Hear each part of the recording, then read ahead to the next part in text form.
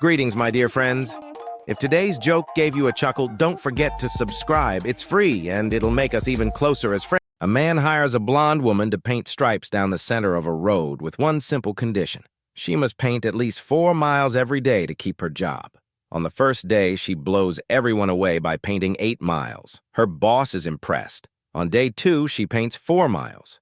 Not as spectacular, but still enough to meet the goal. By the third day, she only manages 2 miles. The boss raises an eyebrow, thinking maybe she's just having an off day. On day 4, she paints barely 1 mile. Frustrated, the boss finally asks, "What happened? You were doing so great. Why are you slowing down?"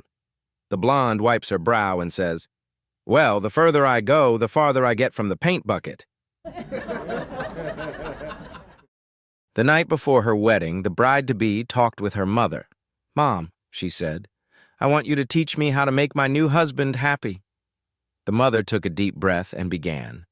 "When two people love, honor, and respect each other, love can be a very beautiful thing." "I know how to fuck, Mother," the bride-to-be interrupted. "I want you to teach me your lasagna recipe."